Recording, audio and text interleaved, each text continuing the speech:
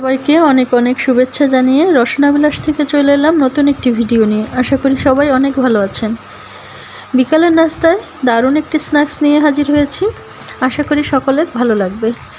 সকালে নাস্তা খাওয়ার পরে কম বেশি পাউরুটি থেকেই যায় 2-1 পিস, তখন কিন্তু এই রেসিপিটি তৈরি করতে পারেন।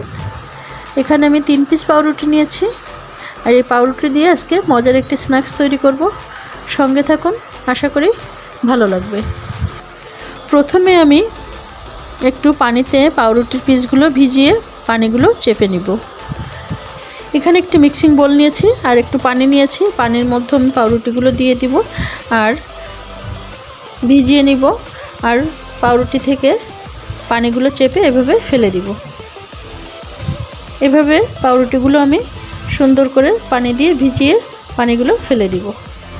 আজকে আমি এখানে 3 পিস পাউরুটি ব্যবহার করছি। চাইলে আপনারা এর থেকে কমও নিতে পারেন, আবার এর থেকে বেশিও নিতে পারেন। প্রথমে মিক্সিং বোলে আমি দিয়ে দেব 1 কাপ পেঁয়াজ কুচি।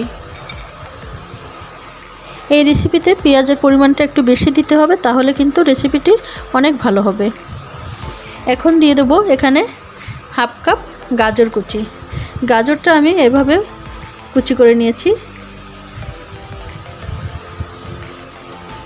গ্রেটারের এই বড় ছিদ্র দিয়ে আমি কিন্তু গ্রেট করে নিয়েছি গাজরটা। এখন এর মধ্যে দিয়ে দেব 4টি কাঁচামরিচ কুচি, দিয়ে দেব ধনেপাতা কুচি। এখন এর মধ্যে দিয়ে দিচ্ছি পাউরুটি, ভেজানো পাউরুটি। এখন এর মধ্যে দিয়ে দেব 1/2 চামচ মরিচের গুঁড়া, দিয়ে দেব স্বাদ অনুযায়ী লবণ। এখন এর মধ্যে দিয়ে দেব 1/4 কাপ চালের গুঁড়া। এখানে আমি আতপ চালের গুঁড়ি ব্যবহার করছি। এখন এই সকল উপাদান একসঙ্গে ভালো করে মিশিয়ে নেব। এখন এর মধ্যে আমি দিয়ে দিচ্ছি 1/2 চামচেরও কম এখানে সামান্য কালো গোলমরিচের গুঁড়া। কালো গোলমরিচের গুঁড়া দিয়ে দেব। 1/2 চামচ রসুন বাটা। এখন এর মধ্যে আমি একটি ডিম ভেঙে দিব। অবশ্যই ডিমটা দিতে হবে, তাহলে কিন্তু স্বাদটা অনেক গুণ বেড়ে যাবে।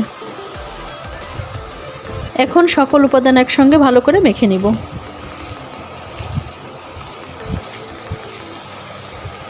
ঘরে যখন 2-1 পিস পাউরুটি থেকেই যাবে, তখন কিন্তু এই রেসিপিটি করতেই পারেন। খেতে কিন্তু ভীষণই মজা হবে।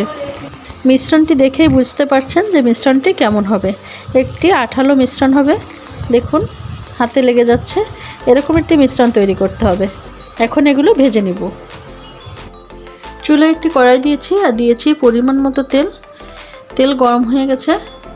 এখন মিশ্রণ থেকে কিছু অংশ নিয়ে আমি তেলের মধ্যে দিয়ে দিব।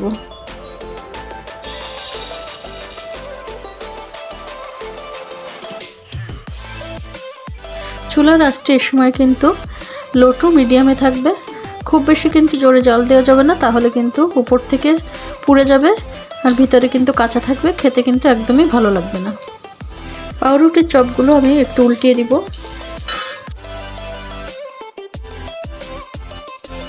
আজকে পাউরুটির চপের এই রেসিপিটা তৈরি করা কিন্তু খুবই সহজ, খুব তাড়াতাড়ি কিন্তু তৈরি করা যায়।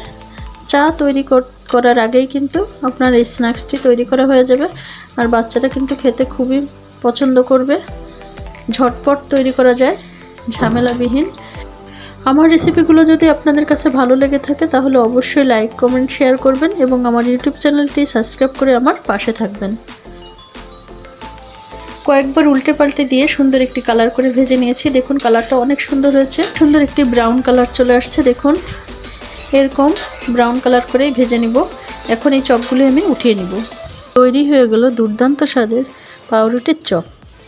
বিকালে চায়ের সাথে গল্প আড্ডায় কিন্তু দারুণ জমে যাবে দারুণ স্বাদের এই পাউরুটির চপ। খুব কম সময় কিন্তু তৈরি করা যায়। অতিথি আপ্যায়নে ঝটপট কিন্তু তৈরি করে তাদের সামনে দিতে পারেন। তারা কিন্তু খেয়ে অনেক মজা পাবে এবং আপনার প্রশংসা করবে। ঘরে যখন 2-1 পিস পাউরুটি থাকবে, তখন কিন্তু এই রেসিপিটি ট্রাই করে দেখতে পারেন। খুবই মজা লাগে, দারুণ স্বাদের এই রেসিপি। একবার হলেও ট্রাই করুন, আর আশা করি কমেন্ট করে জানাবেন কেমন লাগলো। ভালো থাকবেন, সুস্থ থাকবেন।